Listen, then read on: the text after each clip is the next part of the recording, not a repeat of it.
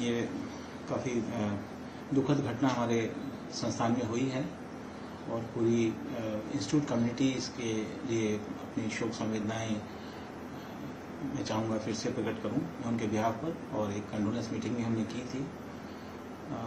ये छात्र ऋषिकेश हमारे यहाँ MSc फिजिक्स में एडमिशन लिया इस छात्र ने और एक सेमेस्टर अच्छे से पढ़ाई की और अच्छी परफॉर्मेंस थी।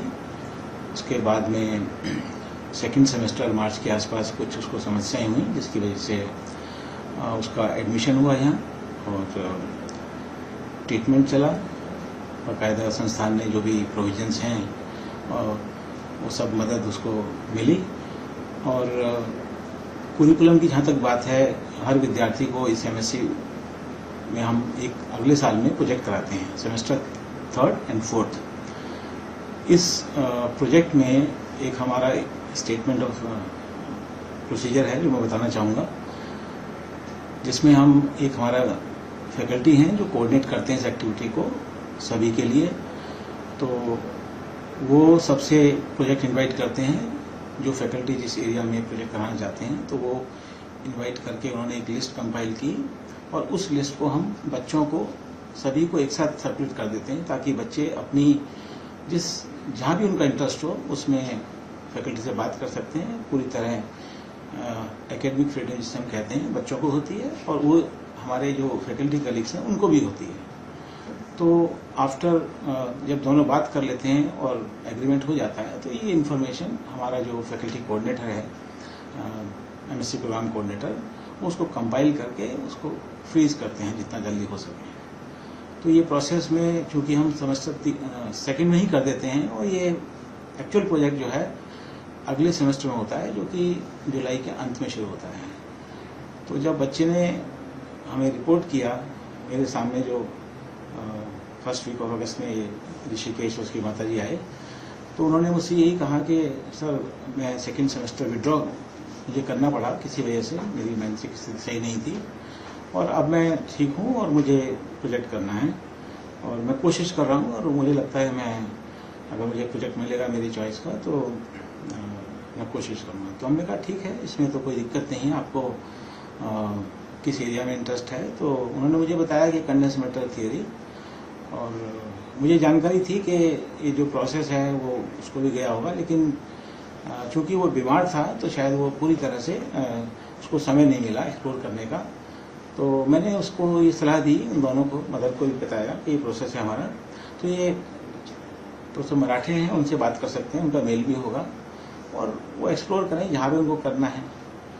और मैंने भी उनसे पूछा किस एरिया में है, तो मैंने उनको खुद भी नाम बताए। तो उसके बाद वो चले गए और करीब मे बी 8 या 10 दिन के बाद फिर से वो आके उन्होंने मुझे बताया कि सर हमने कोशिश की है, तो अभी हमारा फाइनल तो नहीं हो पाया, लेकिन उसमें सर दिक्कतें भी आ रही हैं, क्योंकि एक तो ये है कि भाई मुझे कंसंट्रेशन में दिक्कत है। तो मैंने कहा तुम्हें समय है, बात करो, कुछ प्रोजेक्ट में अगर कोई दिक्कत है हमें बताओ। तो उन्होंने एक चीज़ मुझसे कही कि सर कुछ फैकल्टी ने जिससे बात की मैंने कि 2 का एक लिमिटेशन हम लोग रखते हैं ताकि हर फैकल्टी के पास सफिशिएंट प्रोजेक्ट आ जाए। तो मैंने तभी स्पष्ट कर दिया था कि ये जनरल रूल है, लेकिन आपके केस में आप जहाँ चाहेंगे हम उसको फैसिलिटेट करेंगे। तो चूँकि आपने भी ऑप्शंस हैं, कैन ट्राई।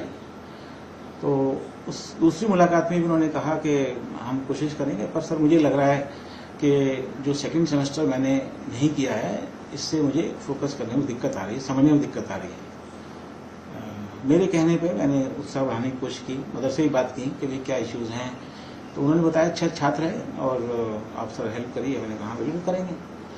तो उसके बाद उन्होंने उस समय कहा कि सर ये ऑप्शन भी मैं सोच रहा हूँ कि हम ये क्यों ना सेकंड सेमेस्टर ड्रॉप कर दें, ताकि अगले सेमेस्टर में जो मेरे लिए दूसरा सेमेस्टर होगा तो मेरा जो गैप है एक सेमेस्टर के बाद का वो खत्म हो जाएगा और मैं फिर अच्छे से कर पाऊंगा। मैं कहा बेटा ये विकल्प तुम्हारे पास हमेशा है, अगर तुम अब कर सकते हो अब करो और नहीं तो बाद में करो। तो ये बातें हुई और उससे पूछा क्या प्रोसीजर, मैंने कहा प्रोसीजर ये है कि अगर आपको विड्रॉ करना है तो हम एंडोर्स कर देंगे, और इसमें और कोई रिक्वायरमेंट है तो आप चाहें तो उनसे मिल सकते हैं, एसोसिएट डीन पीजी। मुझसे पूछा उन्होंने कहाँ बैठते हैं, मैंने कहा लेक्चर हॉल कॉम्प्लेक्स में ऑफिस है, वहाँ पे पूरा उनकी टीम है, आप उनसे सलाह ले सकते हैं और हमें इसमें कोई आपत्ति नहीं है।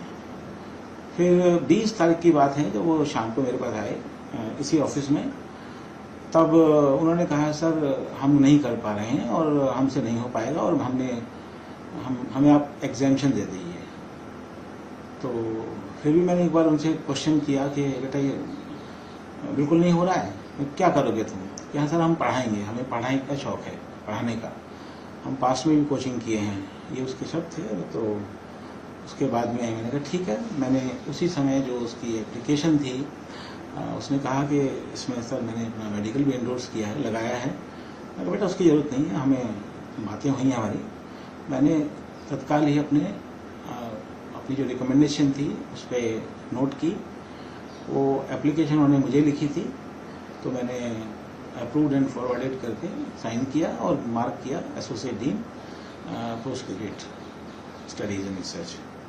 उसके बाद में ये करीब 5:30 की बात थी और मैंने कहा आप ऑफिस से इसको डाक नंबर लगवा लीजिए, तो अगर वहाँ पे कोई है, नहीं है तो मुझे बताइए। तो उसने तुरंत आके बताया कि सर वो वहाँ तो मैडम चली गई हैं, जो दूसरे सज्जन थे उन्होंने कहा कि आप रख दीजिए। मैंने कहा आप रख सकते हैं और कल सुबह हम पहुँचा देंगे या आप खुद दे सकते हैं। बस इतनी बातें मुझे उनसे हुई और उसके बाद में ये दुर्घटना के बारे में मुझे 2 दिन बाद मॉर्निंग में पता लगा, तो हमें बहुत झटका लगा, क्योंकि ये क्षति जो है ये पूरे संस्थान के लिए, किसी परिवार के लिए आप समझेंगे इससे बड़ी कोई क्षति नहीं है। और फिर अब जो हो रहा है, तो ये सब जो मेरे साथ वार्तालाप हुए मैंने आपसे शेयर करने की कोशिश की। धन्यवाद।